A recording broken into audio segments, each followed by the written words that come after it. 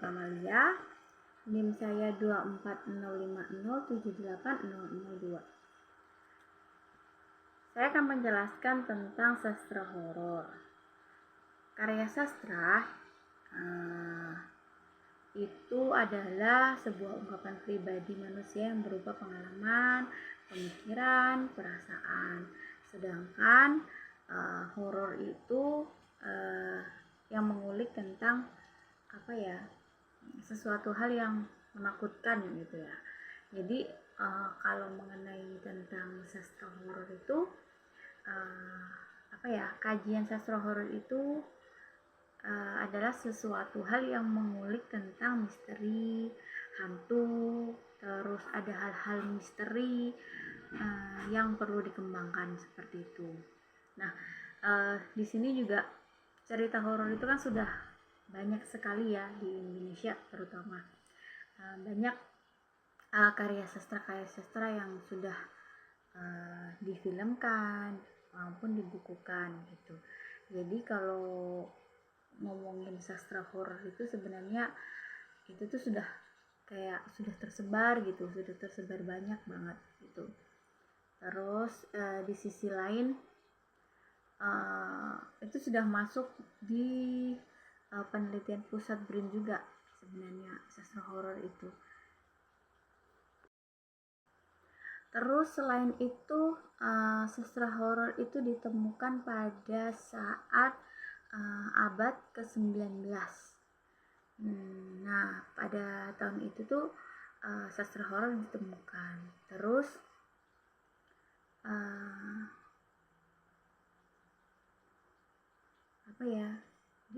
terus sastra horor itu menjadi sebuah fiksi spekulatif. Nah, pada tahun 1235 Vatikan itu mengeluarkan perintah bahwasanya untuk menegakkan kembali ortodoksi agama pasti terkait erat dengan tuduhan ilmu sihir. Selama abad berikutnya, karya-karya horor itu masih banyak dikaitkan dengan agama. Terus umumnya juga sastra horor itu mengkaji tentang materi yang tidak dapat dinalarkan oleh akal. Jadi kayak tidak nyata, terus tidak dapat diindra melalui indra, terus tapi cerita itu adalah cerita mistis yang terjadi dan sudah mengakar di masyarakat gitu. Jadi dari sisi sifatnya itu adalah sifat yang subjektif banget tentang sastra horor ini. Terus di sisi lain, kemarin itu saya mencatat. Nah, ada sih beberapa paradigma dari sastra horor ini. Sastra horor ini punya 3 paradigma. Yang pertama itu sosial dan kultural. Yang kedua itu gotik mitos atau terus yang ketiga itu membahas tentang hantu modern gitu. Nah, sedangkan yang sosial ini kemarin dijelaskan bahwasanya itu ada rasis, membahas tentang ketakutan tentang budaya.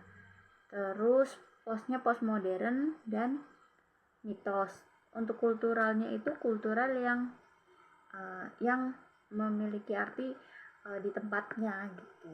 Terus kalau untuk gotik itu tentang ketakutan, trauma, dan kecerdasan. Terus kalau untuk membahas hantu itu merupakan sastra modern yang sudah berkembang seperti saat ini. Seperti itu. Terus